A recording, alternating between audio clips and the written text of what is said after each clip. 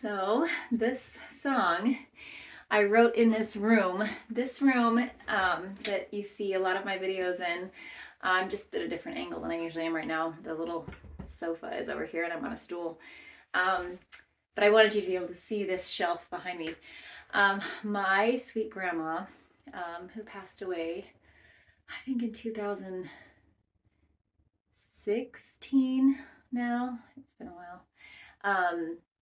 She was just such a mentor to me, and so when she passed away, I inherited a lot of her things, and so I made this little shrine to help me remember her and how she mentored me in my music. And so we sometimes call this room the Grandma Shrine. Anyway, I wrote this song. It was just, I was sitting in here just relaxing and kind of communing with Grandma a little bit. I feel her influence in here a lot. And this song just kind of came to me. I wanted to write a song as a tribute to her, and it just sort of came. And this song is called She Made the Time for Me. And it encompasses all of my warm childhood feelings and all the ways that she taught me to become who I am and inspired me. So here we go. She made the time for me.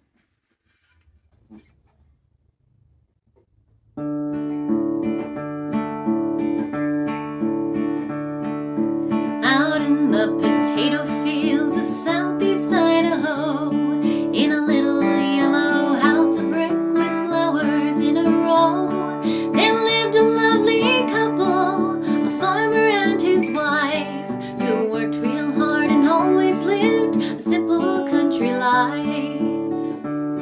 That little red-haired woman became my sweet grandma.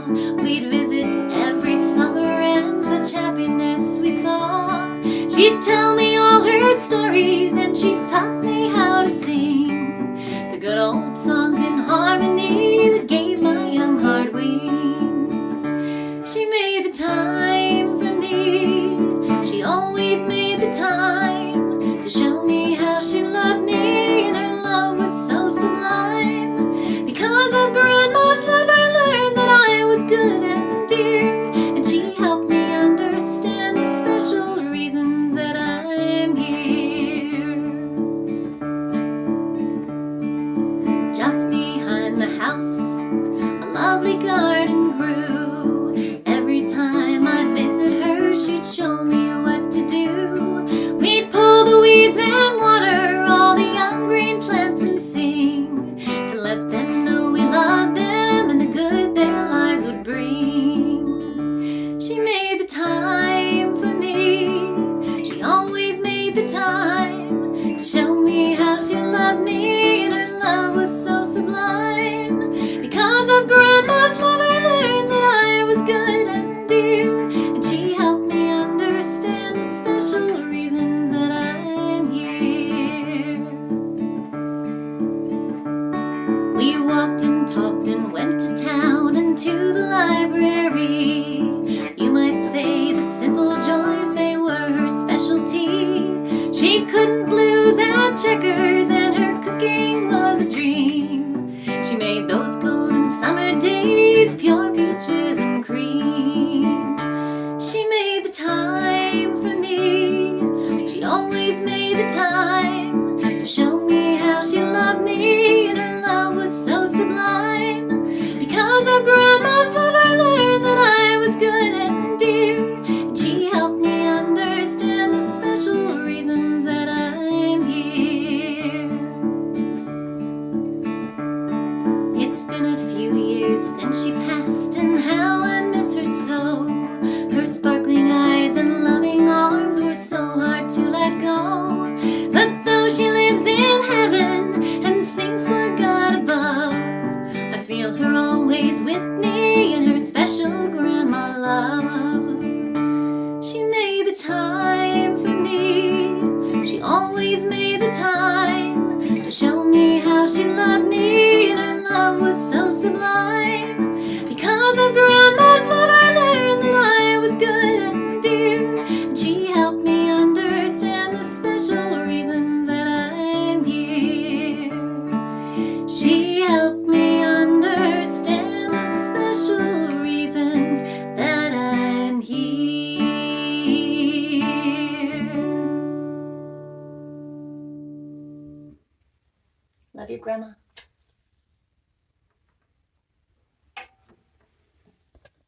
Okay, friends, so I'm going to give you a little tour of this shrine. So this right here is my Aunt Ida's poppy painting. My Aunt Ida, I think, is my grandpa's aunt, and she was quite the painter. And they, I think, owned more than just this of hers. But anyway, this was my favorite. This hung over their sofa. And this painting, I don't remember what it's called, but it was all initially part of one painting. And then my grandparents got a print of it, and they cut them into these oval frames, and they put them over their bed. So we have the farmer and his wife, and they're praying out in their field at the end of their work day. And this hung over my grandma's side, and this hung over my grandpa's side. And that was always there, and that left a lasting impression on me of the value of how they valued hard work and how they valued their relationship with God and how important that was to their success in farming. And so, and then this is a needlepoint that my grandma did. It's kind of 3D here. So lovely. And then this is a picture of the Logan Temple, the Logan LDS Temple. We are members of the Church of Jesus Christ of Latter-day Saints. And so in the temple, they would go and work once a week. They would drive about an hour south to Logan, Utah, and that was a really special thing for them to share together. They were the cutest little temple workers you ever did see. Over here, just these little plants here, because my grandma loved plants. She had so many plants around her house, little arrangements and things. She did these little butterfly needle points, you can see. Aren't they cute? Oh my gosh, they're so dang cute. And then she made these little family tree plaques, one for my grandpa and then one for her, with all of their,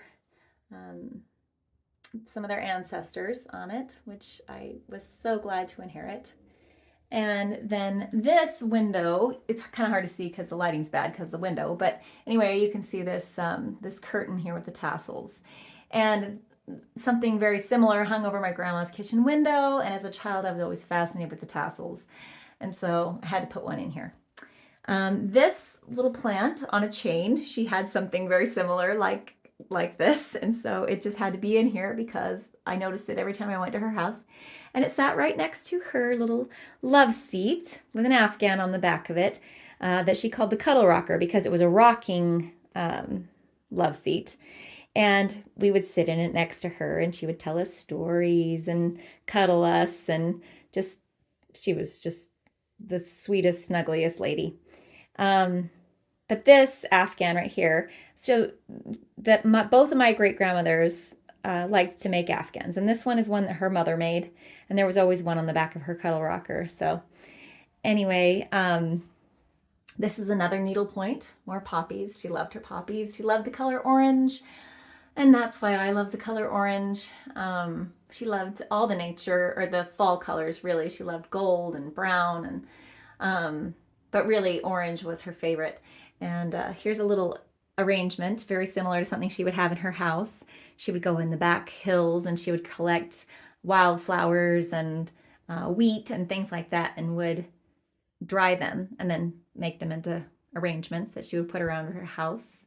And then this little cuckoo clock, my dad, when he was a young man, served a church mission in Austria, and when it was time for him to be done, his parents and my and grandparents too went over to pick him up over in Austria. And then they did a little tour around some neighboring countries in Europe, and they got this cuckoo clock in Germany from a maker near the Black Forest.